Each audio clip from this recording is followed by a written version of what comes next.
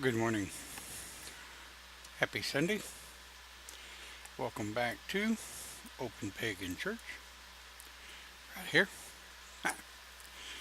Got all my buttons pushed and knobs twisted and switches flipped and all of that, as it were. Hope everyone's doing well. Um, for those of you that have not been doing well, well, I hope you're on the mend. No pun intended, I don't think. Anyway, what we're going to be talking about this morning, or today, depending on what part of the country or what part of the world you're watching us in, we're going to be talking about dreams. Now, I'm not going to go into astral, OBE. I'm not going to go into what they call prophetic dreams. I'm going to be talking about just basic human dreams. What causes them? Where do they come from? What is a dream? What constitutes a dream? And better than that, what causes it? For human beings, any number of environmental cause and effect can cause a dream. A dream is something that has been sought to understand since the beginning of mankind. Entire societies and civilizations have been changed because of a leader's dream. Wars have been waged over the dream of a king or a queen back in the ancients. And who knows, even today, some of the global leaders that we have now, choke, may be running their government off of their dreams. That's kind of scary. How many times have you changed your plans, made new plans, or just canceled plans altogether because of a dream? Not an OBE, not a vision or sight, not an astral question or a meditative astral travel, but a dream. Do you know the difference? I've got broadcasts in the past of how to tell the difference between dreams, astral travel, out-of-body projection, or out-of-body experience, depending on how you look at it, visions, and paranoia. Dreams can induce paranoia. Dreams can ruin or make or build or change families. It's happened to us all. So, what constitutes a dream? Let's start with that. Well, the brain is an interesting thing, and humans are not the only ones that have them. If you've ever watched a domesticated dog or a cat or even a horse, when they sleep, they dream. And by their physical body reactions, you can tell they're having a dream. One of our cats, Tom, big cat, when he's dreaming, you don't touch him. You'll get eat, scratched, whatever. But bless his heart, when he dreams, he's all in it. And if you touch him while he's dreaming, he'll skits all over the place. Bless his heart, Tom's kind of skitsy anyway. What about humans? I know with my training earlier on in my younger years, I told everyone, do not pounce on me when I am asleep. Might get you thrown against the wall, and I don't even mean to. Well, that's not caused by dreaming. That's caused by conditioning and training.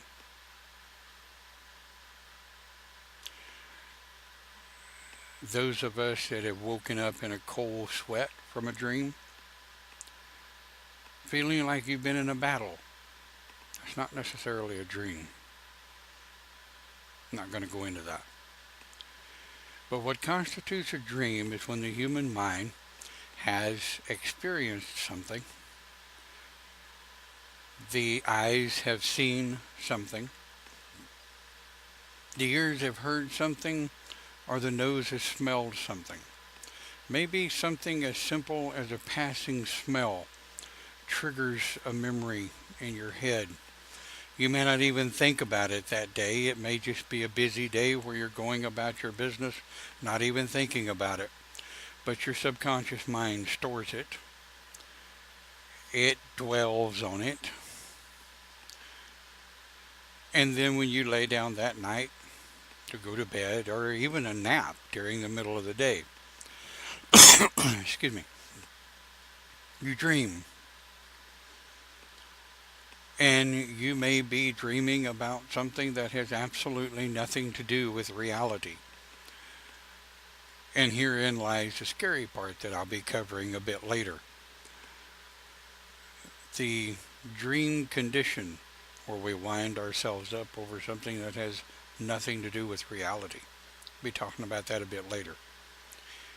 But right now, the constitution of a dream, or what constitutes a dream, is any human sensation, if you will, any of our sensory that sticks in the conscious mind.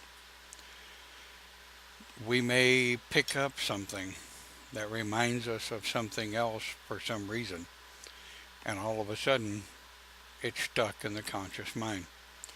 Well, the conscious mind starts reeling on that, and it feeds the forward mind, video if you will,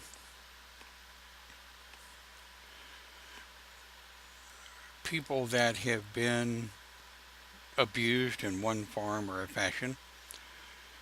They tend to relive sections, if not all of, that abuse in one form or another in their dreams.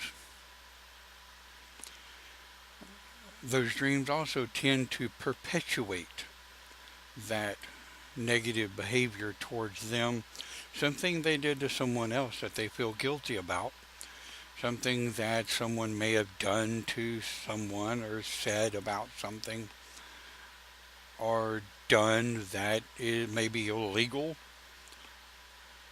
that they may have a conscience and they dream about.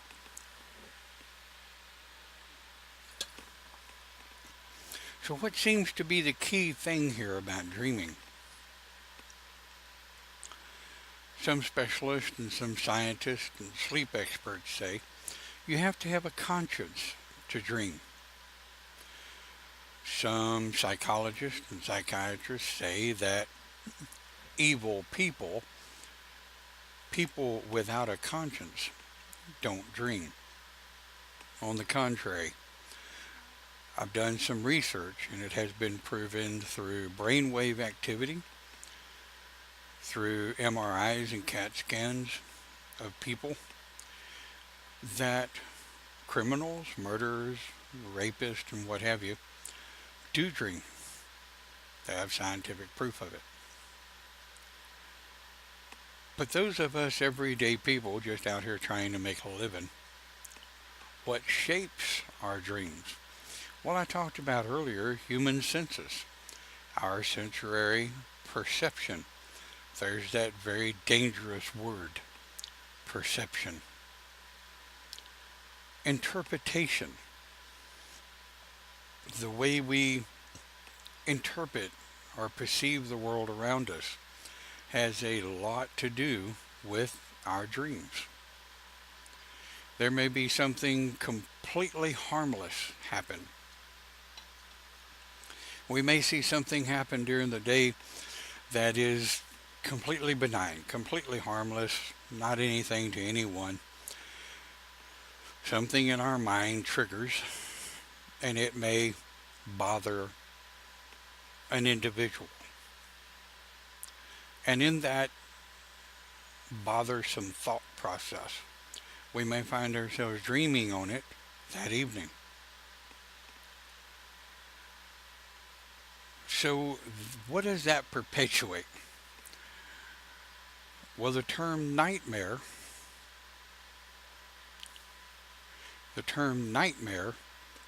comes from a bad dream. Generally, nightmares are construed as a really bad dream.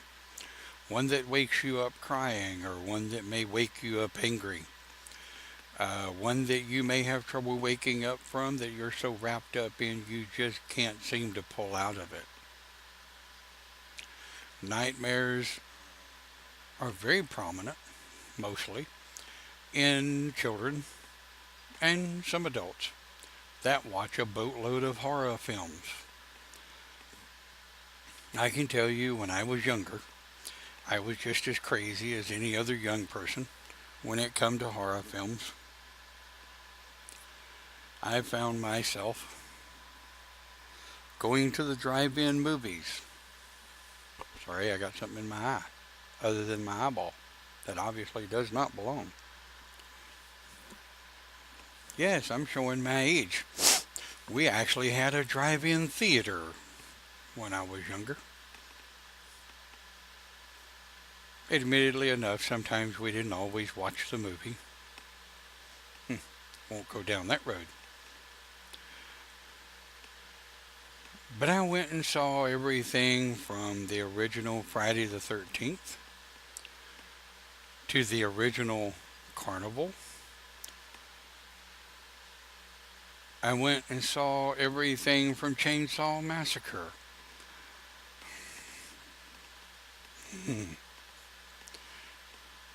And boy, did I have the nightmares for days after that.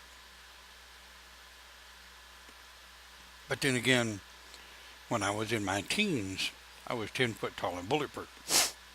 Throw that chest out there and snuggle in the girl and make her feel safe, so to speak. And then turn into a wimp that night when I lay down and try to go to sleep and clowns are attacking me in the middle of the night. Something's wrong with it.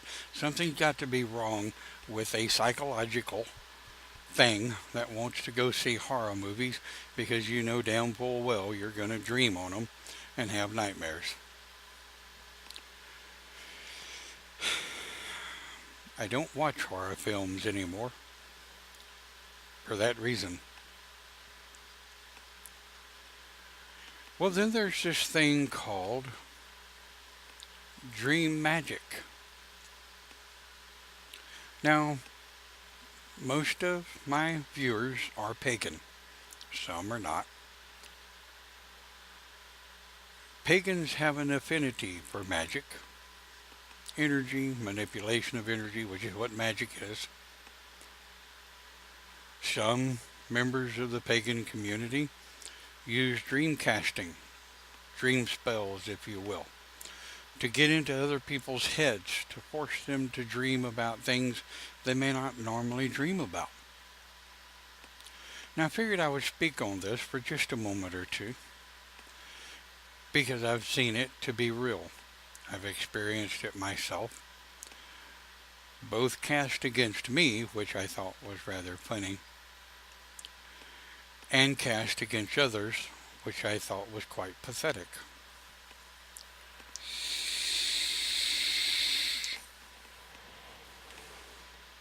I have used dream magic to help other people get past fears, social issues, inabilities to achieve certain things. But the client that I used it on knew I was using it.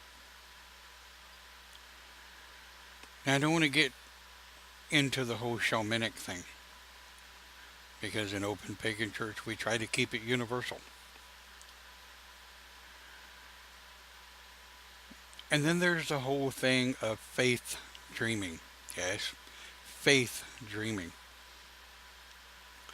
where you've had a day where it may have been real trying, high on stress, and as you go to bed and you try to relax, you find yourself thinking, "Oh, tomorrow's got to be a better day. Wow, today sucked. Tomorrow's really got to be a better day."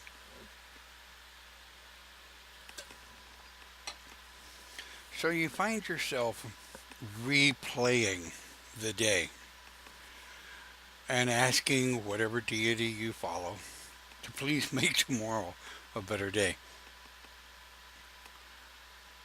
Well, the debate could follow from that. The events that happen to you after that while you're trying to sleep, are they dream? Are they astral? Is your spirit guide speaking to you? Are you dreaming of your spirit guide speaking to you in whatever faith you may follow? Are they just dreams? I'm not going to pretend to answer that question for you.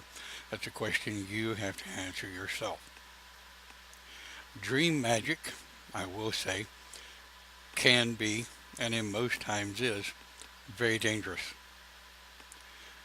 If you're going to play with it, you have to be aware of what you're doing. If you're going to use it to work with someone else, that person needs to know that you're going to be trying to project your thoughts into their dreams. Some would call that OBE. I don't. I call that dream projection. Maybe semantic, um, but I call it dream projection, where you're projecting your dream thoughts into another individual, not necessarily to have a conversation, but to maybe help their dreams be a little bit better, especially if they're into nightly nightmares. Now, this plays real heavy into the young men and women who have been in battle, who have seen actual combat, where their brothers and sisters in arms get blown up on a battlefield. Now, that may be a little harsh for some of you to fathom, but it's hardcore truth. PTSD, one of the forms of PTSD, is extreme nightmares, memories playing of what it was like on the battlefield, the gunfire, the explosion, the bombs, the body parts, whatever, the blood. Talking and working with people with PTSD in the past, through conversation and through breaking it down, the individual was able to learn that the nightmares and the dreams they were having was not necessarily renditions and replays of the actual facts of what took place. It was the way their brain perceived that action and the way perhaps things like guilt, maybe I could have done something more, maybe I should have done more. A leader of a platoon maybe feels like they should have led their people better. That is a big one, especially for leaders of platoons that have been to battle. Guilt is a real big inducer of dream nightmares. Guilt is a major inducer of dream nightmares.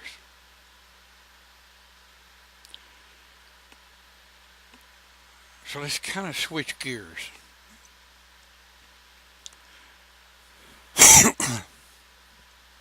I generally like to talk about the heavy stuff in the beginning and then make it a little lighter as it goes on. I don't ever like to really end a conversation on a heavy note. I like to end a conversation on a bright note. So, what constitutes a good dream? Well, come on. All you got to do is know the definition of good and dream, and you have a good dream. Well, the interpretation or the perception of a good dream, for one, may be completely different from that of another. Some people like roses, some people don't. Some people like tulips, some people don't. Boy, could I go down the wrong road with tulips. I'll behave now. Nah.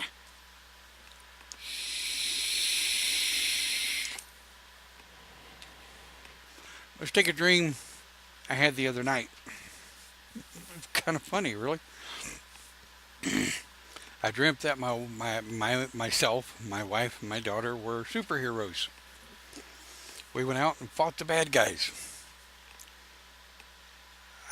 None of us had any idea what our superpowers were. The only thing we knew is the three of us went out and battled the bad guys and came home, and we were wore out and beat up and bruised and banged, but we won.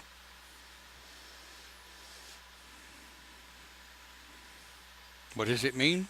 Who the hell knows? Where did it come from? I have no idea. It was a very short dream. The alarm woke me up, pulled me out of it. I kind of got a bit of a giggle to myself and went on and started my day.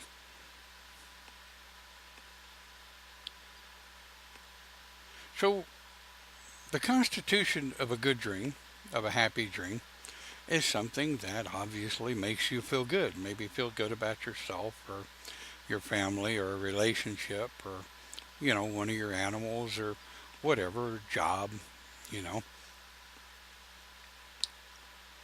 Good dreams are always nice to have. And dreams overall, we're going to have them. Do people dream all the time when they sleep? Science says, in one way or another, yes.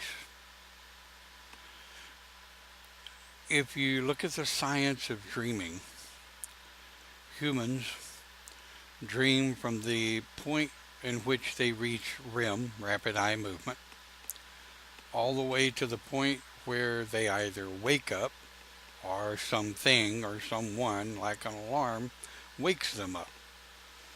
They're in a dream state of one kind or another. Does everyone remember their dreams? Absolutely not. Do those that remember their dreams remember every dream? Oh no, absolutely not.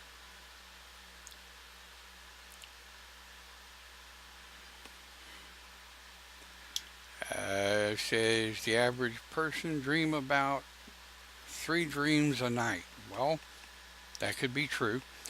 But how long is a dream? Well, something that we may personally feel lasted hours. The average dream lasts 3 to 5 minutes. 3 to 5 minutes. And the interesting dream is that dream that wakes you up. You go to the potty, you do your business, you come back, you fall back into sleep, and danged if you don't just fall right back in that dream you were just having.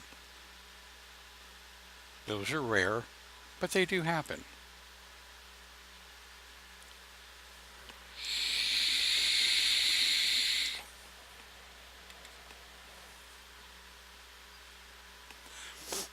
Clint says only the most important ones generally stick around. Well, you have a point. But I have also found that to be most of the time, not all of the time. I have had dreams that were extremely important that I definitely needed to remember that woke me up. And I tell myself I absolutely need to remember that. I need to remember what happened, how to find that answer, where it's at. I wake up the next morning and I know I wanted to remember something, but what the hell was it? Absolutely no idea. So, here comes the part about the dream journal. I always poke at everyone. If you're having dreams that are waking you up, and it's a dream that's important enough to you that it is waking you up for whatever reason, either scared, happy, turned on, and I won't go into that because we're a family channel. But anyway, um, if you're having dreams of one kind or another that are waking you up, get you a dream journal. Put it by the bed. If you don't write, I don't write. Get you a digital voice recorder. Make sure it's charged. Lay it by the bed. Pardon me. And when you come back to bed and you sit down, make some verbal notes to yourself. I had this dream about this, that, and the other thing that I want to remember when I wake up. Turn off the voice recorder, set it back on the bed, and the only thing you have to remember the next day is pick up the voice recorder and listen to what you said to yourself.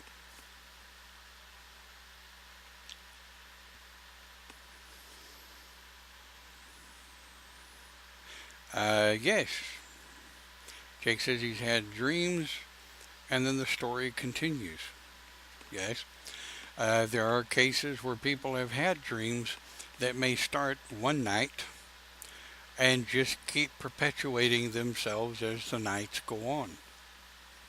I think I've only had that happen to me a couple of times over many, many years.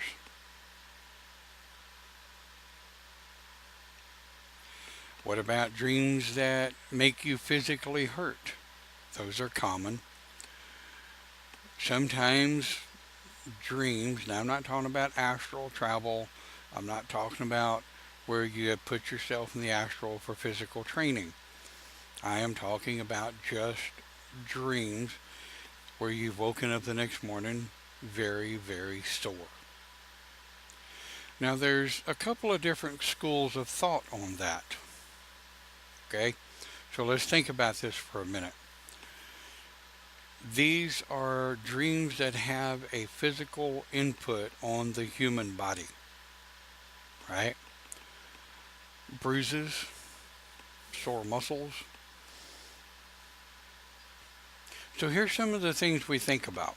And if you talk to dream experts about this, and you talk to sleep experts about this, you'll get two different schools of thought.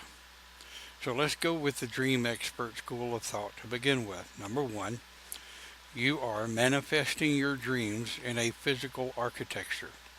Okay? When you're having a physically induced dream, where that dream is causing itself to manifest in a physical condition, then you're manifesting those dreams in a physical architecture. Now, sleep experts say that when you wake up sore and you're thinking it's from dreams, it may truly be the surface you slept on, the way you slept, or the mood you were in when you went to bed. Some sleep experts say that if you're very angry at someone or a situation when you go to bed, then the chances are you're going to wake up sore as hell the next morning, or wake up sore as hell at some point during the night. Now, herein comes the other schools of thought behind that. Do you have illnesses, such as chronic pain, fibromyalgia? Do you have problems with migraine headaches? Do you have issues with rheumatoid arthritis? These are physical aspects of the human body that, ta-da, will make you wake up sore as hell. Also, do you have a borderline bad mattress? Do you even have a mattress? Do you sleep on the floor? I used to delight sleeping on the floor and the ground, especially the ground. When I was younger, I loved piling up leaves, crashing out in a pile of leaves and sleeping under the stars. Now, at 57 years old, no. I want a cot, I want a mattress, I want something soft between me and that ground if I'm going to call myself going to get up the next morning and be able to walk.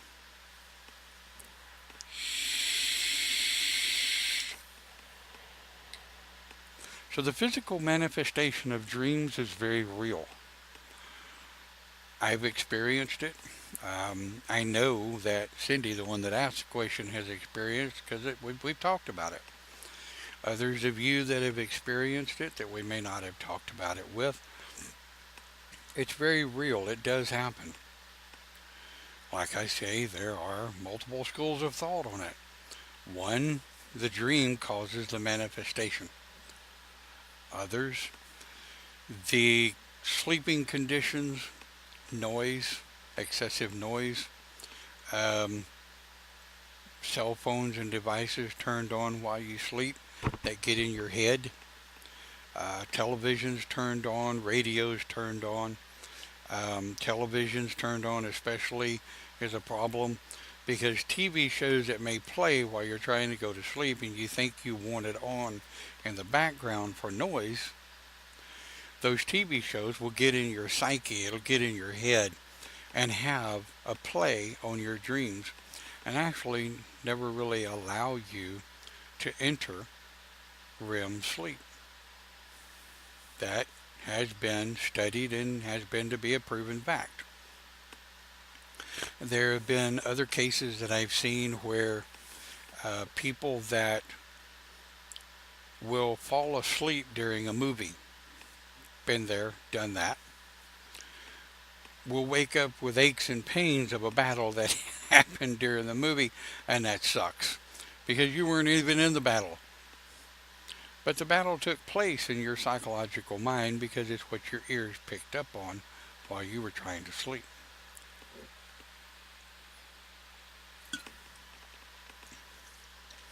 So as you can tell, I'm sure, that dreams are highly subjective to environmental input. Humans are very sub, sub, I lost it, lost the word. Humans can be manipulated in their dreams by environmental input. Noisy, like I said a while ago, noisy electronic devices. Something else that does get into your sleep and get into your dreams is the color blue. Now, there have been a boatload of research on this. I'm going to assume that's Clint posting his Open Pagan Church.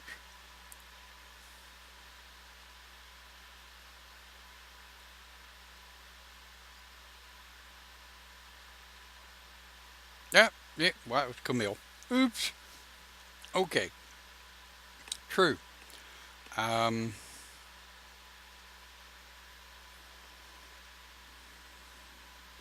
Yep.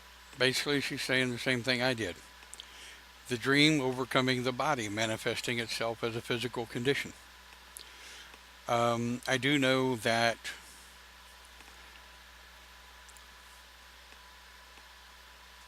people that work out, people that work out a lot, that dream about working out, they wake up the next morning with physical signs of having worked out. I've done that.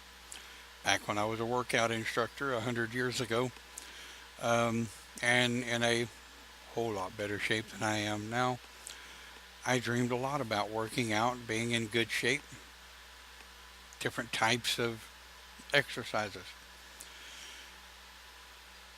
So, again, I say, human beings are very subjective. That was the word I was looking for. Can be subjected to dream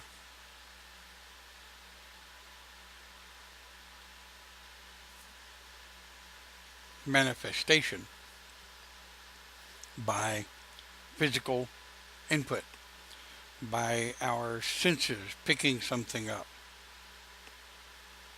A sound, mostly. And I was talking about the color blue, blue lights. They have proven that the color blue, especially the dark, bright blue that most chargers have, induce an awakened state. They induce endorphins in the body that trick the body into thinking that it's still awake. And most chargers that I have seen used to be yellow while charging, and then they would go to blue or green when they were done charging. Almost all of your chargers nowadays are blue from the time you plug them in. Just a little needle light that puts off a whole lot of light, especially when you're trying to sleep. So researchers and professionals say to put a piece of tape over that light.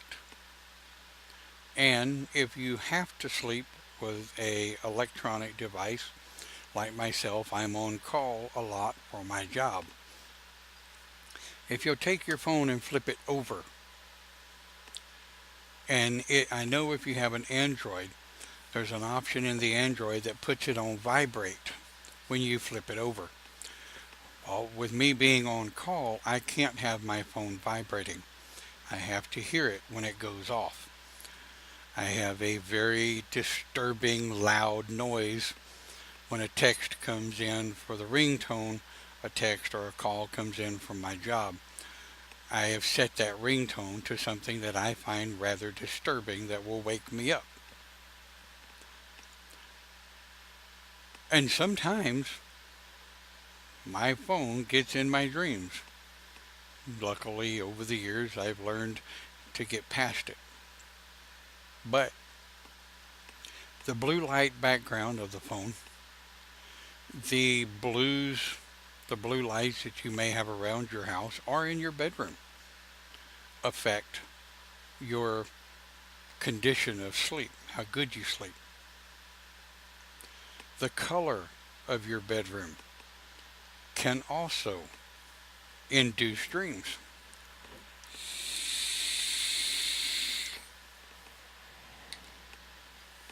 They consider red to be an angry color. They consider yellow to be a very high energy color.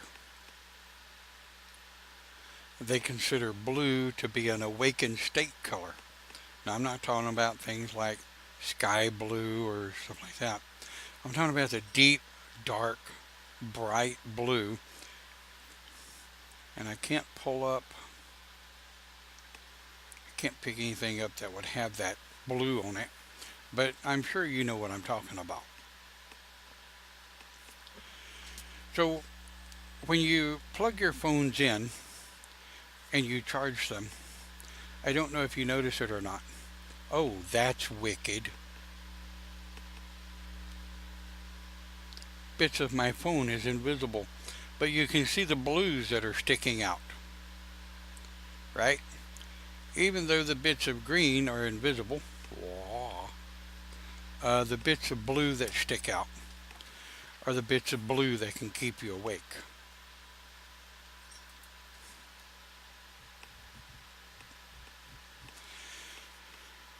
So dreams, good, bad, or indifferent, they're not just a human condition.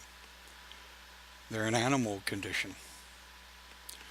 Your belief processes, your belief thoughts, your thought processes of your religion, if you will, has a lot to do with your dreams. I've spoken with extreme religious evangelists that have issues sleeping at night because of their dreams of their religion and the things that they feel like their religion is enticing them to do. Of course, my reply to that is, do you really think that's healthy for you to have those types of dreams? It's not my job to tell you what you're dreaming is wrong. Not my responsibility. even as someone's spiritual counselor or healer. My responsibility is to ask the questions and make you seek the answers, help you find the answers. If I start answering every question for you, then you're never going to set anything in your mind when you learn something for you. So when it comes to dreams, well, what about the latter part of the dream? The biggest question I've always been had it given to me is, can I control my dreams?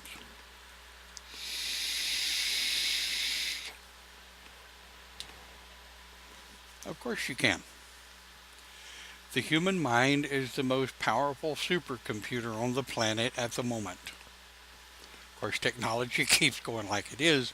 Who the hell knows? We may be second best before long. But today, 2019, the human mind is still the strongest, fastest supercomputer on the planet. We don't have to depend on machine learning. We just simply have to stop long enough and shut up long enough to open our mind and learn new things. But our mind is also relatively easily programmed.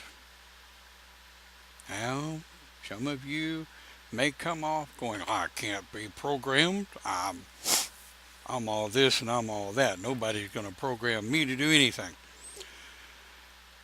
I beg to differ. The human mind is relatively easily programmed.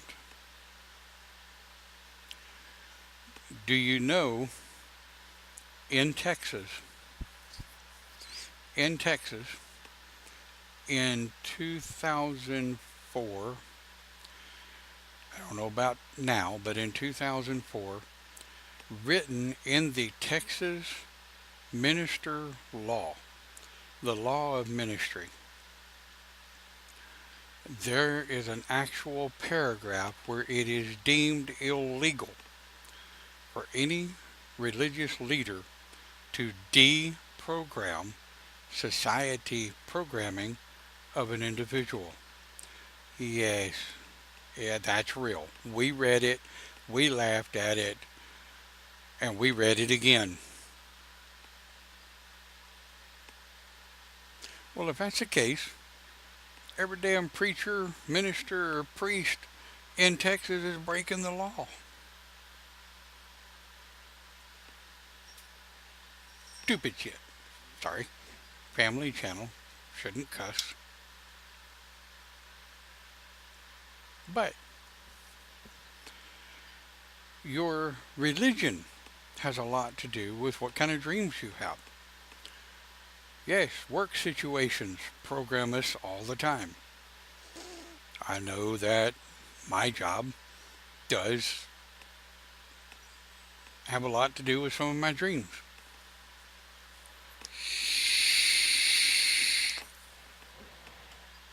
I know back in the 80s when I was in the oil field,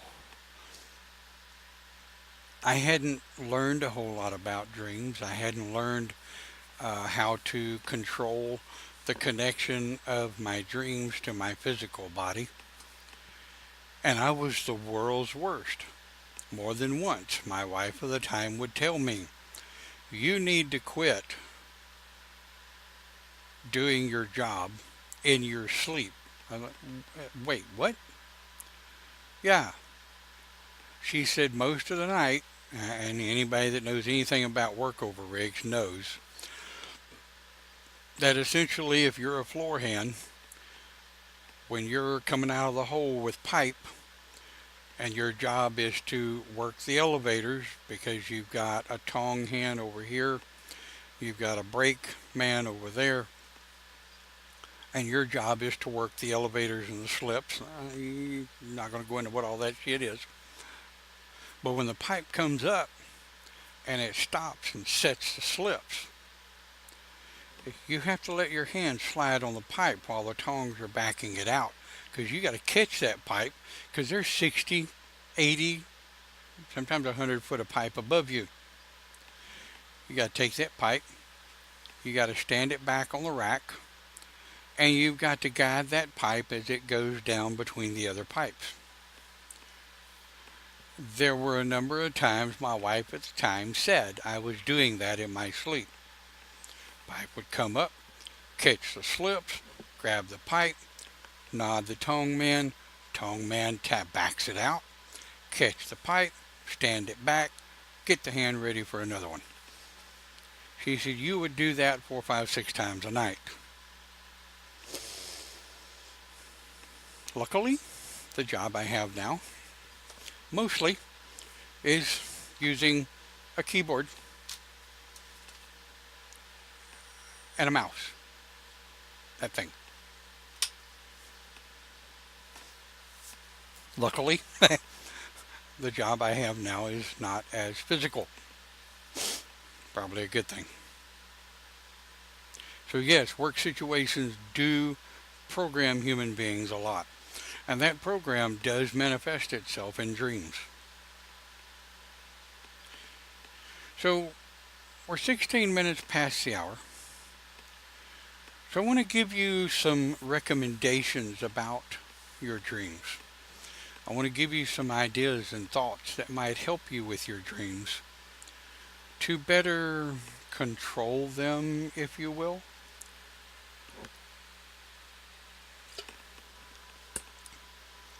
Through the years, I have programmed myself to change channels. Some of you may be like, wait, what? Change channels. I generally sleep on my left. Sometimes I sleep on my right. Sometimes I sleep on my back.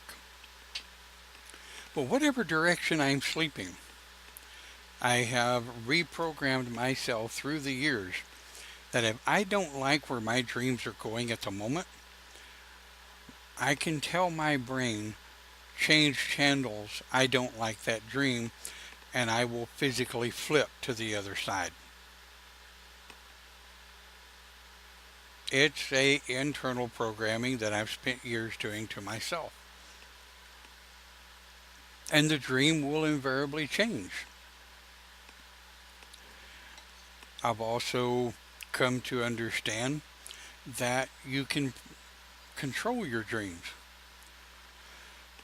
The key is to realize you're dreaming in the first place. That's the key.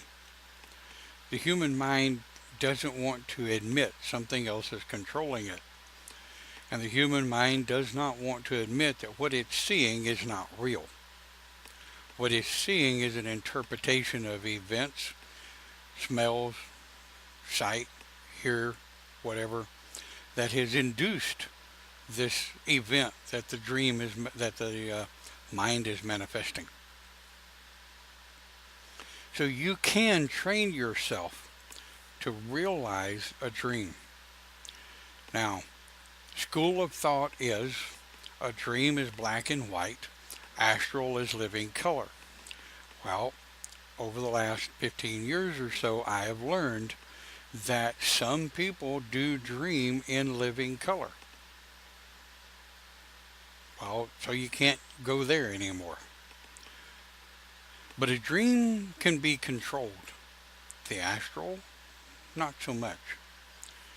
You can control what things, places, and people do in a dream where you can't in the astral. Nor can you in OBE. Like I say, we're not going to get into all of that in this broadcast. But human dreams can be controlled once you realize that you're dreaming. So that's one thought. The next thought is get a dream journal, like I mentioned before. If you're comfortable with your handwriting, I am not, get you a digital recorder. Now, some people say they use their phones as their digital recorder. That's all fine and good, but understand this. By the time you unlock that phone and you put in that code, or you use your fingerprint to unlock your phone and pull up your recorder, all of that takes about 25 seconds to 30 seconds to do in a sleepy state. You need to get this down on something while it's still fresh, while it's still right there. The best way to do that is a digital recorder. All you got to do is pick it up, turn it on, and hit record. Takes about 6 seconds. Or a dream book, a dream journal. Make sure your pen, pencil, whatever you prefer, is there with you. Before you go to bed at night, get used to opening it up, put the date, leave it open, and lay your pen and pencil on top of it. Hopefully your cats won't decide to play with the pen or the pencil. Ours probably would. But anyway, keep a dream journal. And when a dream wakes you up, or when your alarm goes off in the morning, take 3 to 5 minutes to sit down and write down the highlights. Guys, don't try to write down every nook and cranny and bits and pieces of that dream. You'll drive yourself crazy. Write down the highlights, the things that comes forward to your mind. Then, later that day, when you get home from work, whatever, be intrigued enough and curious enough to go back and pick up your dream journal and read it. Maybe it'll spark something in your brain, in your mind to bring it forward to the front. I am having hell talking today. But these are some ideas to help you with your dreams. And the thing to remember, most especially as pagan folk, we put a lot in energy and magic and the things we can't see. We put a lot into the belief and thought process of multiple gods and goddesses. There are thousands of different variables of different paths out there and different philosophies and different religions. The different denominations that fall under the pagan philosophy. So these ideas and thoughts that I give you are going to come across a little different depending on what path you follow. Okay, fine. The old bearded one is not always right. I just got ideas. But think about that. Think about the triggers. The triggers that induce your dreams. And if you're having nightmares, think about where those nightmares may be coming from. What caused them? Is your interpretation of someone else's actions causing those nightmares? Did you watch a show, a program, a video that may have worked itself into your dreams? Did you see something that has caused you concern? Maybe your subconscious mind picked up an event during the day that your forward mind didn't think about. That may be inducing that dream. Dreams are natural. Don't fight them, but don't let them define you either. You can define your dreams. It requires practice, and it does require a bit of input from you. The most important thing about dreams, do not let your dreams cause you to destroy a relationship or a friendship. Do not let your dreams cause you to attack someone else off of what you saw in your dreams. Analyze it, speak to someone that you trust about it, and get a different perspective on that dream. If you're having a dream about someone and that dream bothers you, go to that person and ask them. Say, okay, this sounds remarkably stupid, And I may come across as a complete idiot, but I've been having a dream about you, and I'd like to tell you about it and get your input on it. It'll save you a lot of friendships and a lot of relationships. Something to think about. Dream journals, digital recorders, dream control, the thoughts, the processes that go with the human mind. The human mind is amazing. It's an amazing device.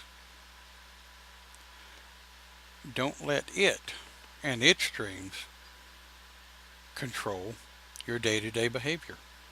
Let it be the other way around. Well, with that being said, I want to thank you for watching another Open Pagan Church broadcast. We look forward to your questions, your likes, your dislikes, your subscribes on our archive page. If you need more interpretation or more explanation of a broadcast that we do, let me know. We'll throw it out there for you. Have a great day. Thank you for watching. We'll see you next time right here on Open Pagan Church.